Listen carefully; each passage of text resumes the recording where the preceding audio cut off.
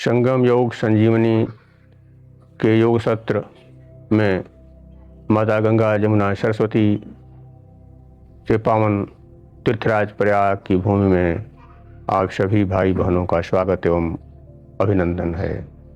आप सभी भक्तजनों को मेरा प्रणाम स्वीकार हो। आज वर्तमान योग सत्र में हम नाड़ी शोधन प्राणायाम के विषय में चर्चा करेंगे। नाड़ी शोधन के विषय में चर्चा करने से पहले हमें जानना होगा कि हमारे शरीर में नाड़ियों का क्या रोल है। हमारे शरीर में 72,000 नाड़ियाँ हैं जो संपूर्ण शरीर में फैली हुई हैं। ये नाड़ी प्रदेश हमारा जो नाभि प्रदेश से जुड़ा हुआ है, नाभि हमारे मस्तिष्क से सहस्रार से जुड़ी हुई है। जो भी रक्त संचार की व्यवस्था है वह नाड़ियों के माध्यम से संपूर्ण शरीर को आपूर्ति होता है। और साथ ही संदेश अगर देना हो मस्तिष्क को, शरीर के किसी अंग में कोई असुविधा हो, कोई संदेश देना हो तो नाड़ियों के माध्यम से ही संदेश जाता है मस्तिष्क तक, नाभि के थ्रू। फिर वहाँ से कोई निर्णय आता है और वो निर्णय स्वतः होता है जो कि इम्प्लीमेंट होता है शरीर के संबंधित अंग के द्वारा। अब हम यहाँ 72 नाड़ियों की चर्चा कर चुके। हमारी 3 प्रमुख नाड़ियाँ हैं। इसमें से एक तो मेरुदंड से होके जाती है ऊपर, जिसे सुषुम्ना नाड़ी कहा जाता है। एक बाईं नासिका से होके जाती है जिसे ईड़ा नाड़ी कहते हैं। एक दाहिनी नासिका से होके जाती है जिसे पिंगला नाड़ी कहते हैं। बाईं नासिका को गंगा, दाईं नासिका को जमुना और मेरुदंड से होने वाली सुषुम्ना को सरस्वती नाड़ी भी कहा जाता है। इन तीनों का जहाँ संगम होता है उसी को तीर्थराज प्रयाग भी कहते हैं, त्रिवेणी संगम भी कहते हैं। जो हमारे आज्ञा चक्र पर आकर तीनों का मिलन होता है जिसे त्रिवेणी कहा जाता है, तीर्थराज त्रिवेणी।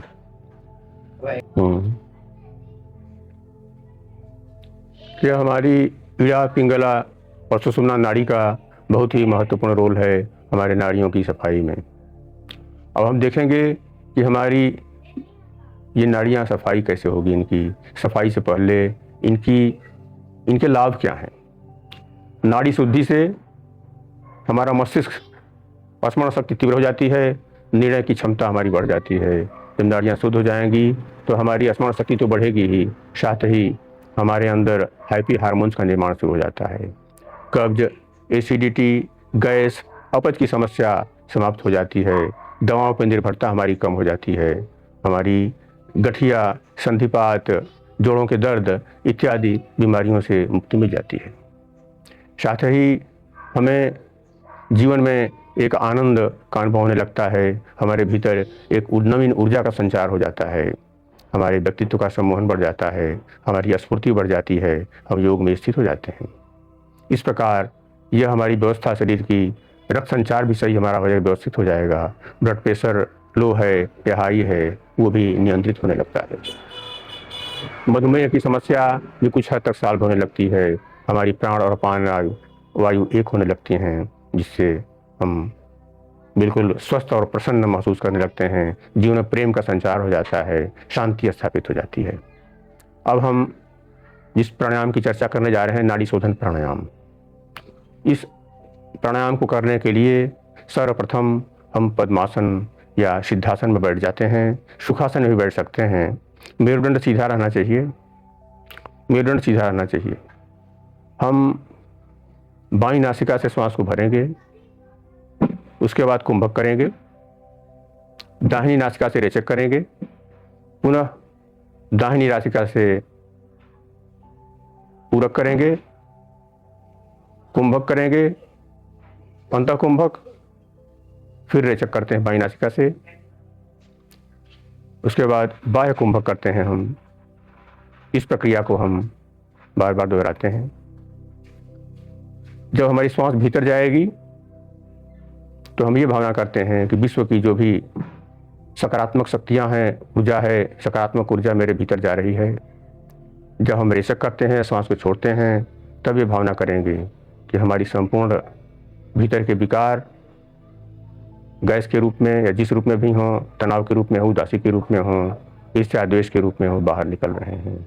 इस भावना के साथ हम रेचक करते हैं अर्थात सांस को छोड़ते हैं। पूरक पहले करेंगे बाईं नासिका से,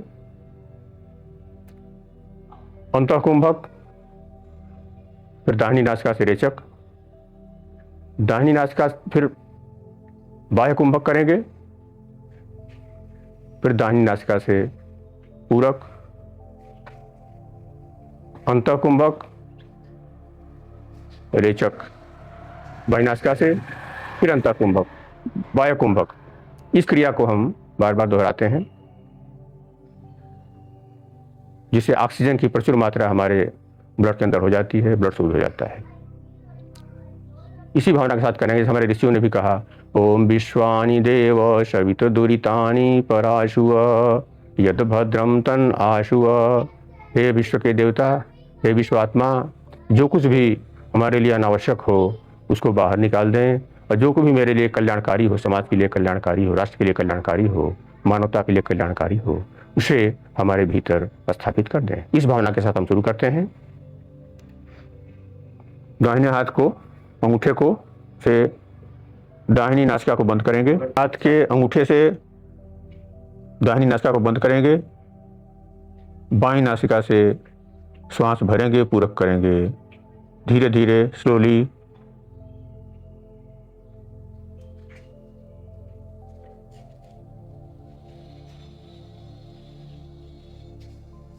फिर बाईं नासिका को बंद कर देंगे, कुंभक करेंगे, मूल बंद, उद्यान बंद और जालंधर बंद के साथ। जालंधर बंद में थोड़ी को गले को लगा लेंगे, गले से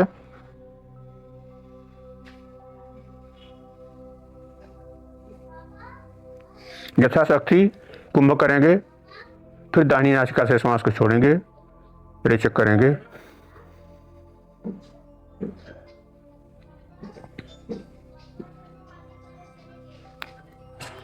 बाह्य कुंभक, बाहर रोक देंगे श्वास को, जालंधर बंद के साथ। जालंधर बंद। फिर दाहिनी नासिका से श्वास को भरेंगे, अंतः कुंभक, फिर यथाशक्ति।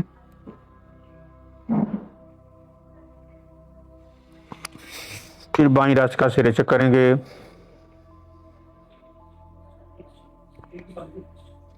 ये क्रिया दोहराते हैं। यथाशक्ति वो कुंभक करते हैं, अंतः कुंभक, बाह्य कुंभक। ब्लड प्रेशर के पेशेंट, हार्ट के पेशेंट इसको नहीं करेंगे कुंभक की क्रिया। जालंधर बंद, मूल बंद और उद्यान बंद की भी चर्चा इस विषय में हुई, जिसे महाबंद भी कहते हैं। मूल बंद के विषय में जानना भी जरूरी है। मूल बंद हमारे गुदा प्रदेश और लिंग प्रदेश के बीच का हिस्सा होता है। उसको ऊपर की तरफ खींचते हैं। मूल बंद की स्थिति में ऊपर की तरफ खींचते हैं। उद्यान बंद में नाभि पेट अंदर की तरफ जाता है और पूरा शरीर ऊपर खींचते हैं। जालंधर बंद में थोड़ी को गले पे लगा देते हैं, कंठकूप में। तीनों बंद एक साथ, ये महाबंद इसे कहते हैं। जब हम नाड़ी शोधन प्राणायाम करते हैं तो तीनों बंद को भी लगा देते हैं साथ में, कुंभ के साथ। बहुत ही लाभदायक साबित होता है ये नाड़ी शोधन के लिए। 72,000 नाड़ियाँ पवित्र हो जाती हैं। तो जिस क्रिया को हम बाएं नाक से किए हैं, दाहिनी नासिका से उसी क्रिया करते हैं अल्टरनेट में। एक बार हम करके दिखाते हैं। बाएं नासिका से करेंगे, पूरक करेंगे, फिर अंतः कुंभक करेंगे, दाहिनी नासिका से रेचक करेंगे, बाह्य कुंभक करेंगे, जालंधर बंद, उद्यान बंद, मूल बंद के साथ। फिर दाहिनी नासिका से पूरक करेंगे, अंतः कुंभक, फिर बाहिनी नासिका से रेचक, अंतः कुंभक, बाह्य कुंभक, तीनों बंद के साथ, मूल बंद, उद्यान बंद, जालंधर बंद, महाबंद के साथ। तीनों को मिला के महाबंद कहते हैं। बहुत लाभ मिलते हैं। एक बार फिर देख लेते हैं, एक प्रक्रिया देख लेते हैं एक बार।